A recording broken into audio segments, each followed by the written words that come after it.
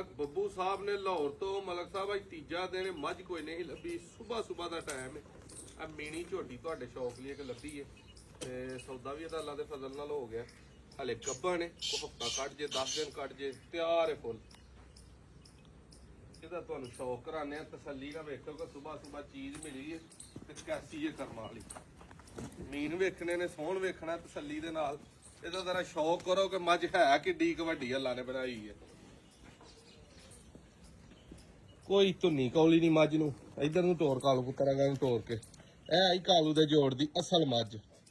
ਐਂ ਦੀਆਂ ਮੱਝਾਂ ਦੋਸਤੋ ਜੂ ਚ ਵੀ ਹੁਣ ਘੱਟ ਲੱਭਦੀਆਂ ਨੇ। ਕਾਲੀ ਸਿਆਹ, ਇੱਕ ਵਾਲ ਨਹੀਂ ਚਿੱਟਾ ਪੂਰੇ ਵਜੂਦ ਤੇ। ਮੱਝ ਦਾ ਜ਼ਰਾ ਸ਼ੌਕ ਕਰੋ। ਇਹ ਮਲਕ ਸਾਹਿਬ ਸਵਾ ਕੇ ਤੇ ਤੁਹਾਨੂੰ ਭੇਜਣੀ ਹੈ। ਬਾਕੀ ਕੋਈ ਭਾਈ ਇਹਦੇ ਨਾਲ ਰਾਬਤਾ ਕਰੇ। ਮਲਕ ਸਾਹਿਬ ਨੇ ਦੀ ਐਡਵਾਂਸ ਬੁਕਿੰਗ ਕਰਾਈ ਸੀ ਕਿ ਮੀਣੀ ਕੋ ਮੈਨੂੰ ਲੱਭ ਕੇ ਜਿਹੜੀ ਹੈ ਨਾ ਦੇਣੀ ਹੈ। ਕੰਧ ਚੰਗੀ ਵੱਡੀ ਹੈ ਲੇਕਿਨ ਮੱਝ ਜਿਹੜੀ ਹੈ ਨਾ ਉਹ ਆਂਦੀ ਹੈ ਕਿ ਮੈਂ ਕੰਧਾਂ ਤੋਂ ਉੱਚੀ ਆ। ਸ਼ੌਕ ਕਰੋ ਇਹਦਾ ਜ਼ਰਾ ਮੀਣੀ ਦਾ।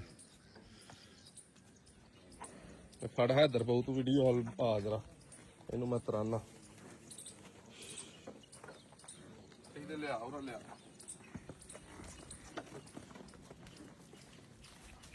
ਪੂਰਾ ਨੂੰ ਕਰਿਓ ਜਰਾ।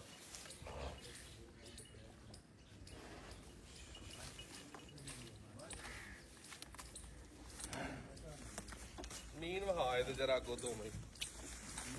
ਨੀਨ ਉਦਾਂ ਏਡੇ ਕੋ ਹਿਲਦੇ ਤੇ ਨਹੀਂ ਹੈ। ਹਾਂ ਮਾਈ ਦਾ ਜ਼ਰਾ ਸ਼ੌਕ ਕਰੋ।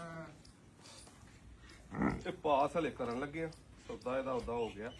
ਪੂਛਲ ਵੇਖਣੀ ਏਡੀ ਵੱਡੀ ਮੱਝ ਨੂੰ। ਪੂਛਲ ਬਿਲਕੁਲ ਬਰੀਕ ਉੱਤੋਂ ਲੈ ਕੇ ਤੇ ਥੱਲੋਂ ਤੱਕ। ਥਣ ਚਾਰੇ ਵੇਖਣੇ ਨੇ ਪੂਰੇ ਮੁੱਠ ਤੇ ਲਾਟੂ ਲੱਗੇ ਨੇ। ਪਤਾ ਨੂੰ ਹੈਦਰ ਆ ਦੂਰੋਂ ਮੱਝ ਦਾ ਸ਼ੌਕ ਹੁੰਦਾ ਪੂਰਾ। ਚਲੋ ਧੁੰਨੀ ਕੌਲੀ ਵਾਲੋਂ ਵੇਖਣਾ ਮੂੰਹ ਤੋਂ ਕੈਸੀ ਸੋਹਣੀ ਮੱਝ। ਵੀਡੀਓ ਜਿਹੜੇ ਭਰਾ ਵੇਂਦੇ ਨੇ ਕਮੈਂਟਾਂ 'ਚ ਦੱਸਣਾ ਕਿ ਕੈਸੀ ਲੱਗੀ ਜ਼ਮੀਨ। ਤਿਆਰ ਹੈ ਫੁੱਲ।